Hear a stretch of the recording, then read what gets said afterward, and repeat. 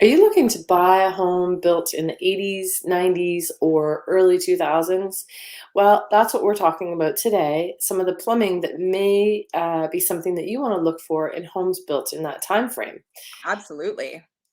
So, Fane, I'm going to let you start because you're going Sure. to talk to us about PolyB, which is very popular in the western part of Canada. You're in Yep. BC. That's right. And Yep. then we're going to cover a little bit about Kaitek plumbing as well, which was used more here in Ontario. So, I'm going to let you get started. What is this PolyB? You were mentioning to me it looks like a gray plastic pipe. Exactly. And it's important because a lot of insurance companies, that's going to be one of the first things that they ask you is what type of plumbing do you have?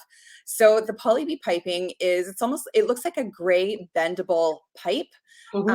it's almost like a tube, like about an inch in diameter.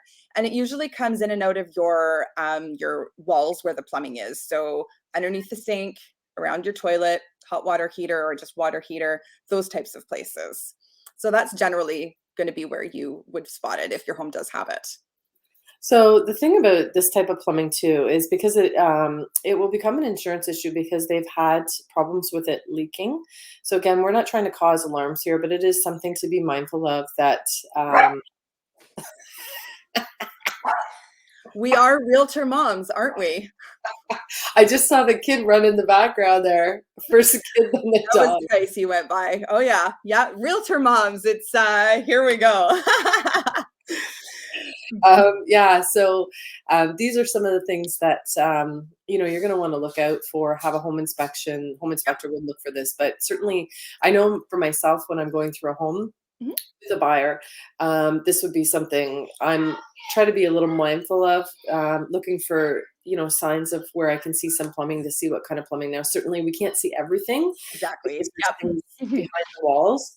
But yeah, I mean, it becomes an issue for insurance companies. And here in Ontario, the Kaitek plumbing is more of a blue and orange color. So there have been times where I have seen this type of plumbing and, get a little concerned. And I will reach out to one of my plumbers and see what their thoughts are on that.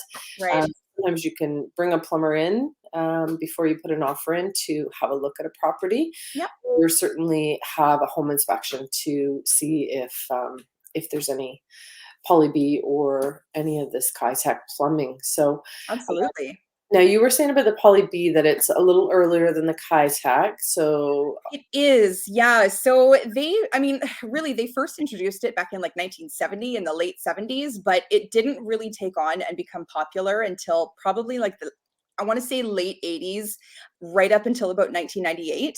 So I would say most homes, not just single family detached, but also townhouses and apartment style homes, that was a really popular type of piping to use. So, because it was a cheaper option, right, to the copper, and it that was, yeah. So copper worked really, really well, but as the price of copper became more expensive, most builders they wanted to find something that was a little more easier to install. And like PolyB piping is like rubber, right? Like it's very, very easy to put into small confined spaces, and it's much cheaper as well. So cheaper, easier to install. I mean, why wouldn't you want to put it in there, right? But yeah, not their lifespan. not knowing future Not issues. knowing, yeah. Yeah, exactly, and so what happened is that, it wasn't able to withstand the temperature changes and, just chemicals that are in our water system, etcetera. They're, yeah, finding that the lifespan is quite a bit quicker than what they anticipated, lasting only about 10 to 15 years, so, Yeah, um not to say that it will only last 10 to 15 years, but it's just that's the amount of time where they started to notice that, okay, this is, a bit of a problem. So then they went to just, insurance companies wanted you to just change the fittings to, I think it was copper fittings that they wanted instead of plastic. mhm.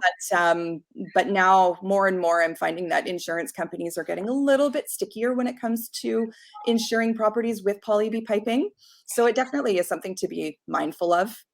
Yeah, and I think in Ontario here for the Kaitek plumbing, you're looking at time frame anywhere from the mid '90s to mid 2000s, right? So Yeah. There's a time frame there, and you can certainly, there's lots of information online about this type of plumbing. Yep. Um, but any houses that were sort of built anywhere from 1995 to 2007 is always something that we kind of take some concern. And again, it's an orange and a blue pipe, and there's copper fittings in between. And again, if there's ever any concern, we always consult with a professional in that field, right? Rather than Absolutely. Definitely. Yep. yeah, yeah. So yeah, and some of the resources I found said that it says look at the electrical panels inside and out for a bright yellow or neon colored sticker stating that Kaitek was used in the home.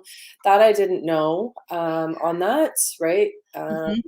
So I'm not sure if that applies here in Ontario. This resource is somewhere else, but yeah. So, and typically too, most Kaitek plumbing also has a stamp on it, right? So that's Yes. another thing to look at. So if you see a stamp on it, take a picture of it, and then you can consult with a plumber Yep. on that, right? And the best place to look for the Kaitek is right near the hot water tank and the mechanical room where the pipe connects or exits the wall, right? That's typically where you're going to see it. It's not going to be covered in drywall. Mhm. And like you said, look under kitchen sinks, bathroom vanities, where the pipe or fittings exit the wall, right? Those are places that you're going to want to be looking for that. So again, if you suspect it, take a picture of it and have a home inspection and or consult with a plumber.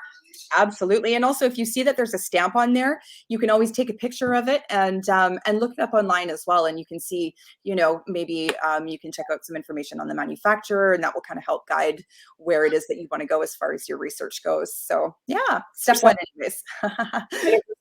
So we hope that you found this information valuable and helpful. And if you have any questions, please post them below. We'd be happy to try to help you out or connect you with any resources. And yeah, subscribe if you found this video helpful. Thanks so much, you guys. See you next Friday.